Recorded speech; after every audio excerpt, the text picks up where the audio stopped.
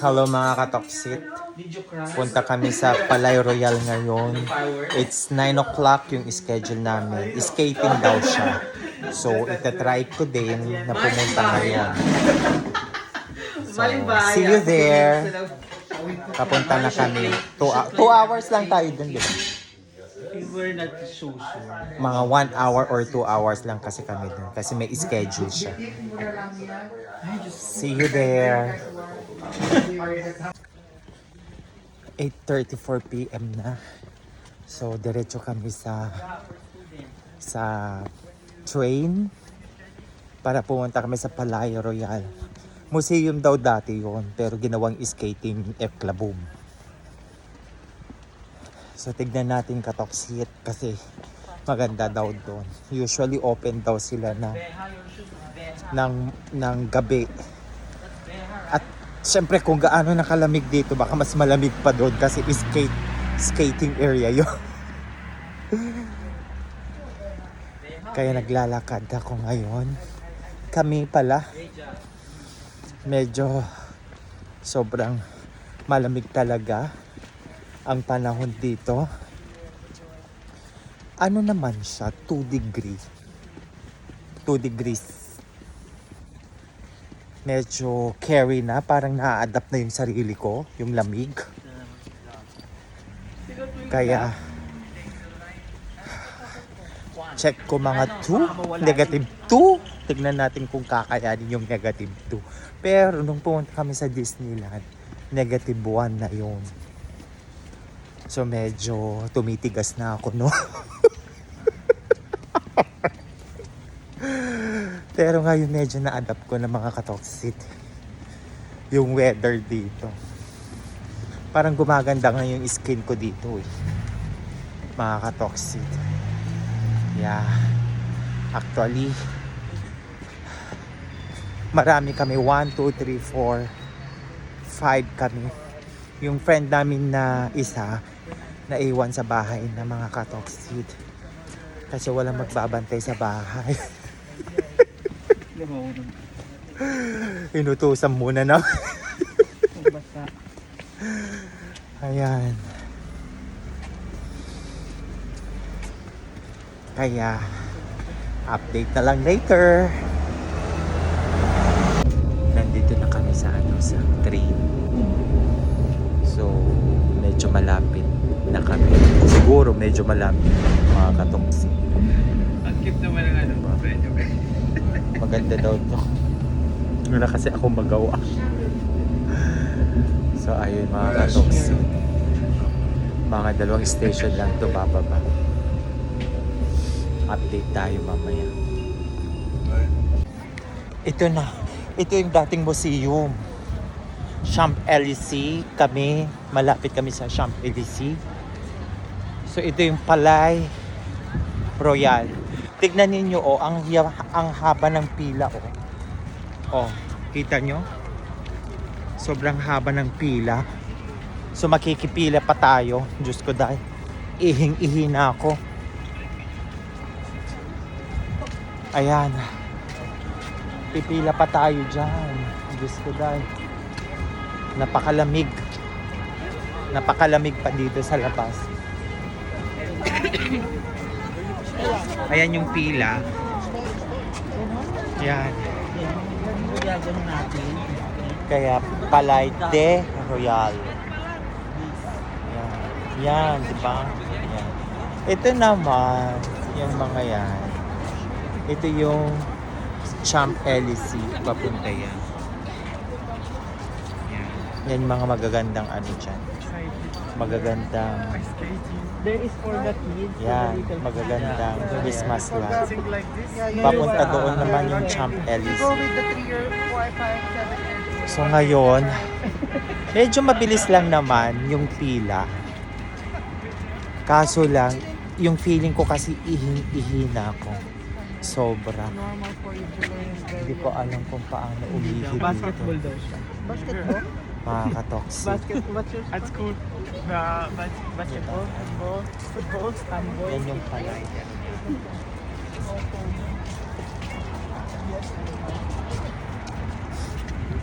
Tignan natin sa loob. So malamig na dito sa labas, baka mas malamig pa sa loob. Ayan, naglalakad na kami paikot. Yung zigzag line siya. Kaya medyo mabilis lang naman yung pila. Tapos bago ka pumasok sa line, meron ipapakita mo yung QR code. That yung entrance dito is nasa 40 euro. Kaya medyo mabilis naman talaga. Sobrang lamig talaga dito sa labas. Sobra. Wala akong masabi kundi sobra ang malamig. Ayan, nakita niyo yan? Building na to. So may pila pa dun. May pila pa dun sa kabila. Ayan. Yan yung building. Yan yung, hindi pa dito yung entrance. Doon pa. As in malayo pa talaga.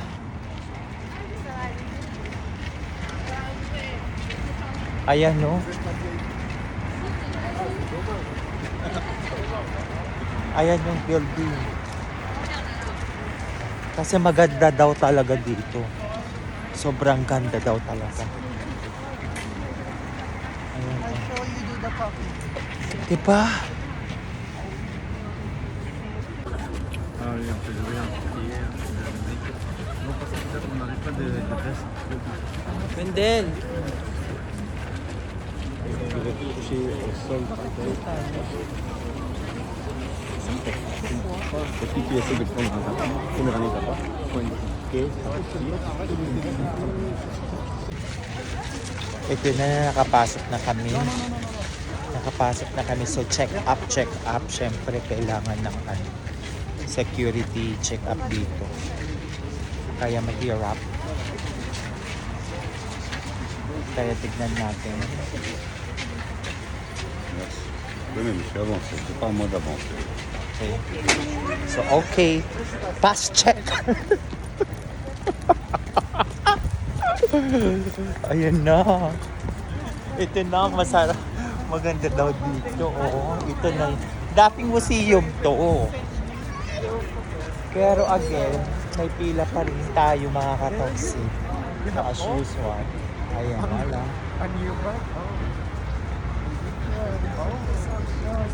Kita nyo? Diba? So, ang daming pinagdaanan pa na pila dito bago papasok. Mga katoxic. Medyo malapit na tayo sa loob. Actually, anong oras na ba dito? It's 10 past 10 o'clock in the evening. Marami pa rin pumupunta dito. Syempre, it's a tourist spot na din. Kaya sobrang dami pa rin tao na nagpupunta kahit late night. Pakita nyo dito, ito na yon sa loob.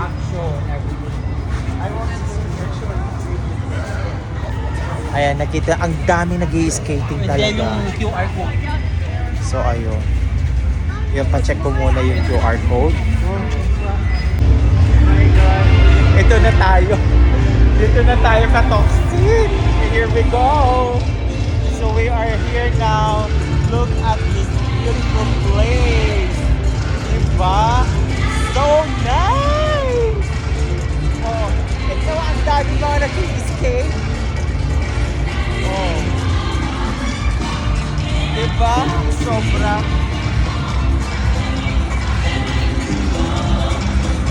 Diba? Sobra talaga.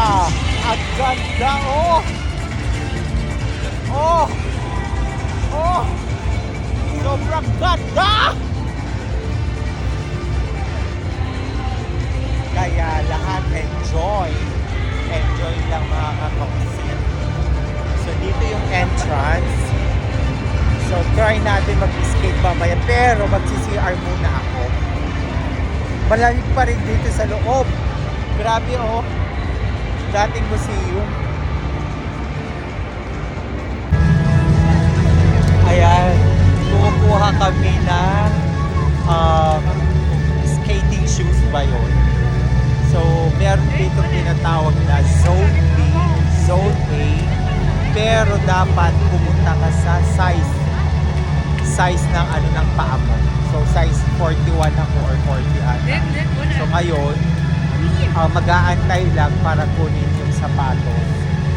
First time ko to na mag-skating, pero medyo kaya naman siguro. Di ba ang ganda. Di ba? Walang experience mga katong. Ayan, yan yung mga klase mga sapatos.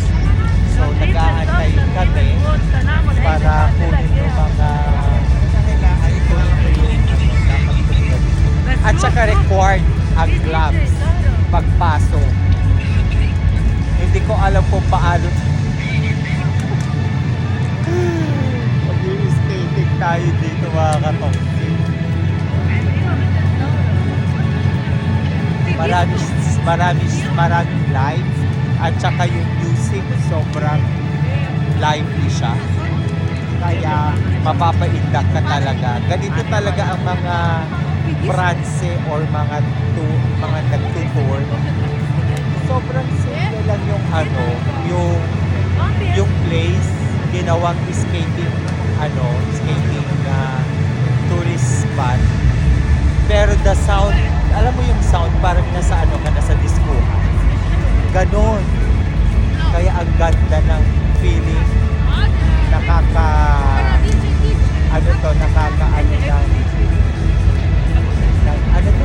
Ng feeling ba? Hindi ko ma-express ba? Kung first time mo talaga dito, sobrang mapapaganda ka talaga. Iba-iba ang laya ng dito. So marami ka talagang pagdadaanan. Buti na lang dinala ko yung vlogs. Mga katong.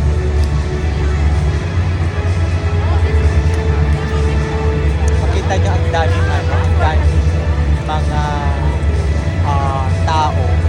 Doon sa skating area, marami dyan. Marami talaga. Maraming tao dyan. Later. Ayan. Merci. Ayan. Yan yung kuhanan ng mga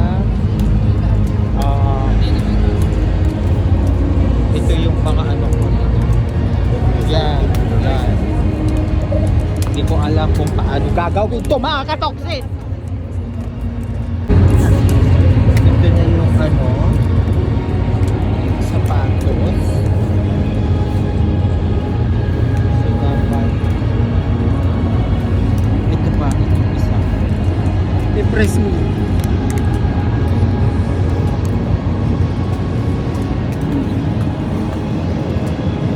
Ako doon sa akin. Ay! Todo mo. Yan. Ayan. Okay na tayo mga katoksin. So, ready na. Masakit. Masakit.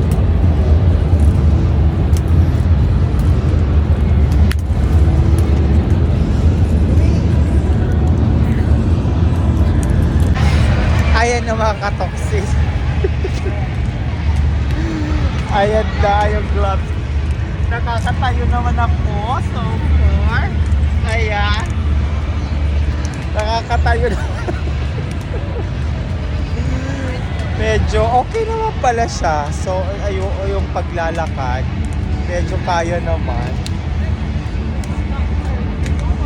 Kasi akala ko nung una, hindi ko kayang itayo. So far, very good. Medyo tumatabingi lang tayo konti, mga katoksit. Diba? Ayan. Ayan, kaya ko naman siya maglakad. So far. Diba? Ayun na yung ko, sapatos ko. Tapos yan na yung pupuntahan natin mga katoksin, di ba? Hindi ko lang alam kung paano to gagawin. Dito tayo magkakaalaman na. Grabe. Sobrang hirap mag-skating. Pinagpawisan ako. Grabe. Akala ko malamig. Medyo mainit pala dito. Pero at last, at my age, I try to balance myself and the experience ko, yung skating mismo. I am so much happy talaga kasi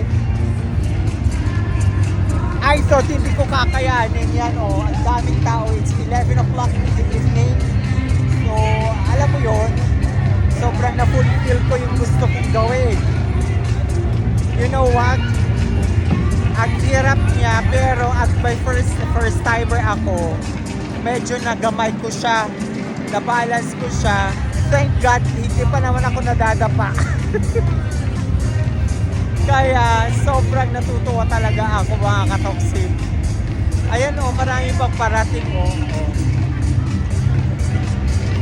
Ayan, 11 o'clock na to in the evening. Kaya we are just waiting after this. Isang round. Yan kasi, umiikot yan sa may Eiffel Tower. Tapos, ganyan lang, paikot-ikot lang, pero iba kasi yung excitement. Nakakatuwa, alam mo, good vibes. Yung mga sounds kasi. So after this, kagaya sinabi ko kanina, aalis na kami, ng hot choco kami. Kasi, yun daw yung masarap after ng skating, ewan ko. You know what? Grabe, sobrang natutuwa talaga ako kasi akala ko dati hindi ko alam kung paano mag-balance sa sarili ko. Pero sobrang fulfillment talaga sa akin to. Ayan. Diba? Diba? Mahirap ang buhay, pero laban lang. Parang ito lang. Kagaya lang itong skateboard na to, ay skating na to. Mahirap, pero pinaglaban ko talaga. Nakaya ko, pagbalanse, parang yung buhay natin, alam natin kung paano natin balansehin lahat ng mga problema natin, mga katoksin. Yan. Diba? Paikot-ikot lang nila. Ayan. Nag-i-start na naman.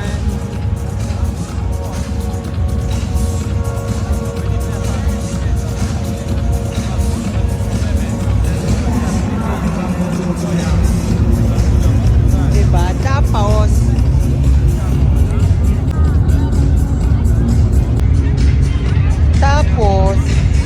dito sa likod ko, kung gusto mo magpahinga, bibili ka ng hot choco. Tapos you have two choice, tanggalin na yung skating shoes para umuwi ka na later at uminom ng hot choco, pero may bayad yun. Or stay muna yung skating shoes mo, pwede ka rin bumalik. I think hanggang 2 PM to. Katoksin. Kaya medyo, ayan o, yan yung mga sabi nila, itong building daw, ito yung kauna-unahang World Trade Center. Diba meron din tayo mga World Trade Center sa Pilipinas. So ito daw, ngayon ginawa ng skating club. Kaya ganon mga katoksin. Diba?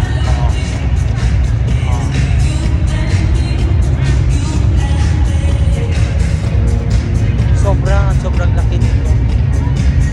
Nakakatuwa, sobrang excited talaga. At sobrang natutuwa talaga ako dahil hindi ko iniisip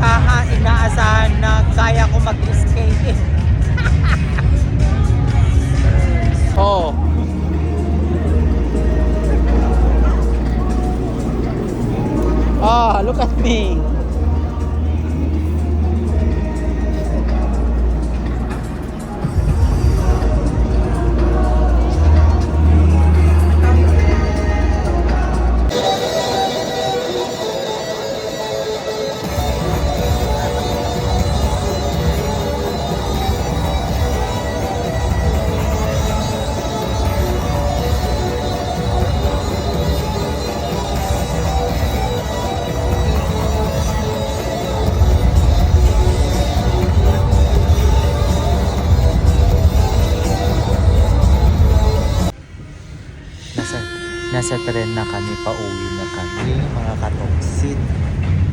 Alas 12 na ng madaling araw. Grabe. Sobrang lamig.